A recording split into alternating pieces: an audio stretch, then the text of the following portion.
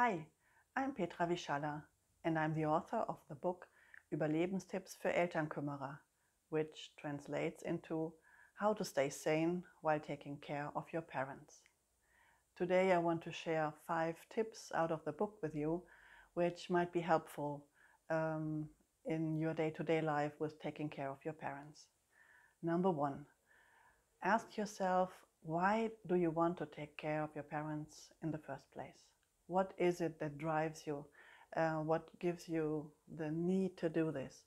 If you do it out of duty, because you're the only daughter or you're the daughter and the brothers don't care, or if you feel obliged to because that's what a good woman should do. So try to find out why you really want to take care of your parents. Sometimes it can be that you want to give something back and want to feel part of the family and see this as a circle of life. And other times it feels like such a burden. There can be multiple reasons to take care of your parents, but it's really helpful to have your motives clear, because then you can see how much of your free choice is in it. The more choice, the more you choose to take care of your parents, the better it will be. Number 2,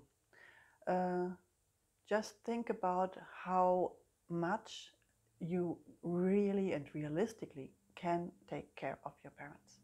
And not just that you think you want to do everything all the time for them. Just be realistic. How much are you able to do? You have a life on your own, and maybe you have a family or other health issues for yourself. So try to assess realistically how much can you be there for your parents. And then that leads to the question, who else can take care of them? There might be some siblings there, even if they're far away, they can do their share. There might be some friends of your parents or other relatives. Try to be open to more help and more support around you, and do not burden yourself alone with this task.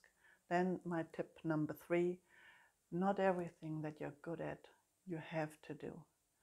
Sometimes it's really hard to think about and to notice even, because when you're good at it, like multitasking, doing everything that's needed, from paying the doctor's bills, the medical bills, to taking care of all your parents' needs and housekeeping and everything.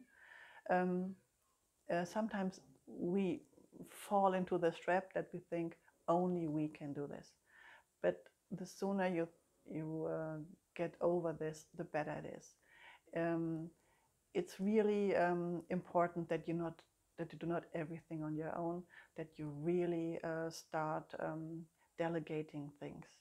And it might be that you are the perfect person to know how to prepare the evening meal for your mother.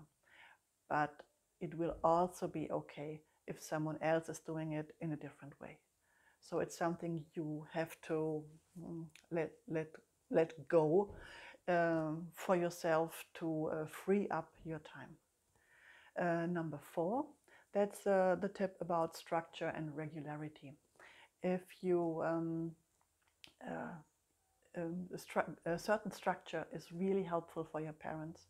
For example, if you feel obliged to call them every time during the week, maybe it's easier for your parents and for yourself if you decide or settle on a fixed time.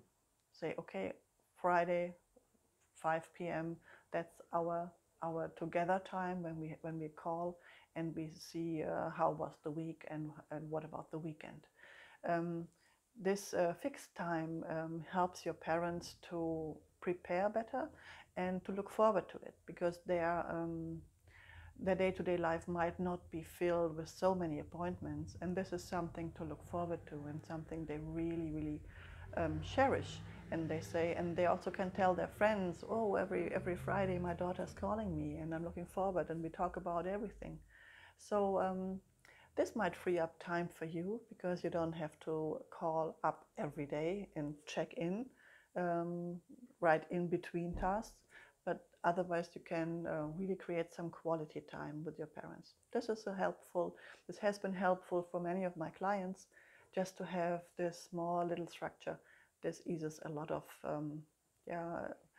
tension and a lot of I have to and I need to, I should to. And tip number 5, well, how long have you known your parents? Well, to expect that they are going to change now when they are 70, 80 years old, this is really not realistic, even if you wish for it to be. And the sooner you really come to terms with it, that that your parents will not change in their behavior towards you, and the better you can prepare yourself how you want to react with it.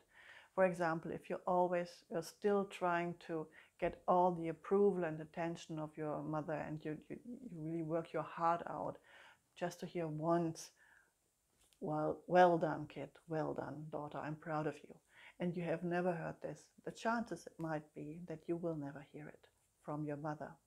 So it's a hard fact to accept, but it's even harder if you struggle against it and still try to convince her to do this. So I would recommend trying to see the situation as it is and acknowledge it. You don't have to accept it, or it's acknowledging. I think that's the way it is at the moment. And from this position, you can really start to find strategies how to really how to cope with it, and how to find different areas in your life where you can get the approval from. And do not keep a grudge against your parents for not fulfilling your wishes, as valid as they are. So, and I think the last one is just like the most important thing for me. I think you do not have to take care of your parents. You really do not have to, but you can decide. You can decide to do what you can for them, and if this is done by choice and by free will, this will help you so much along the way. I really hope this short insight gave you some ideas about the book, and and if you're interested, the book will be available in October in German, and hopefully in English as well soon. And it would be lovely for me to know that this book can help ease the situation and the communication between you and your parents. Thank you very much, and all the best. Petra Wieschalla.